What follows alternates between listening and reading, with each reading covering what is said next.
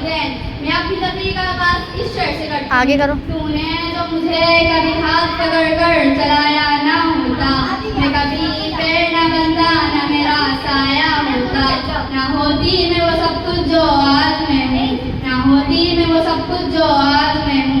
مجھ میں میرا جو تو نے دکھایا نہ ہوتا.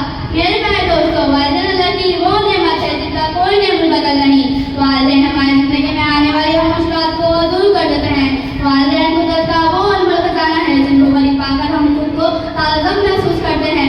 والدین اللہ کا وہ انمول تحفہ ہے جن کی کوئی مثال نہیں ملتی. والدین کی موجودگی ہمیں یہ احساس دلاتی ہے کہ ہم اکیلے نہیں. والدین ہر قدم پر ہمارے ساتھ ہوتے ہیں. بچے جتنے بھی برے ہوں, والدین کا بھی ان کے حق میں برا نہیں سوچتے. اگر والدین میں تیرے سامنے ایک یا دونوں بھی برے ہو جائیں تو ان کو اف نہ کر, ان کو جھڑکنا مت, ان سے تمیز سے پیش آ. شاعر فرماتے ہیں, کبھی وہ روٹھ جاتی ہے, کبھی وہ پیار کرتی ہے, محبت اس طرح مجھ کو ہزاروں بار کرتی ہے. سلا کر گود میں مجھ کو میرے سر کو سلاتی ہے. وہ میری ماں ہے جو مجھ سے بہت پیار کرتی ہے. مجھے ماں باپ اور پھول میں کوئی فرق نظر نہیں آتا. اگر دنیا ہے تو وہ اس کی بہنائی, اگر دنیا پھول ہے تو وہ اس کی خوشبو.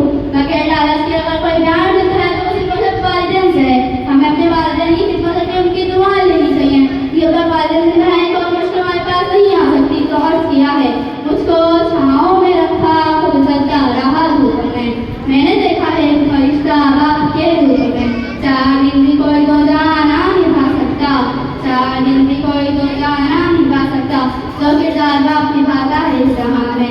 انسان کی اس دنیا میں آتے اس کی والدین کی پرورش میں لگ جاتے ہیں. ان کا سینہ پا کر اس کی پرورش کرتے ہیں. میرے پیارے دوست, ہمارے پیارے نبی صلی اللہ علیہ وسلم نے فرمایا, جو لوگ والدین کی نافرمانی کرتے ہیں اللہ تعالیٰ کبھی ان پر اپنی رحمت کی نظر نہیں فرماتے. والدین اولاد کی تمنا کرتے ہیں, خود تکلیفیں اٹھاتے ہیں, مگر اپنے اولاد کی آمال شاید میں کبھی نہیں آنے دیتے. تو میرے پیارے دوست, یہی وہ عظیم احسانات ہیں جن کی وجہ سے والدین پر اولاد پر والدین کو فائل کیے گئے ہیں. تو عرض کیا ہے, نیند اپنی بھلا کر سلایا ہم کو, آنسو اپنے گرا کر ہنسایا ہم کو, درد کبھی نہ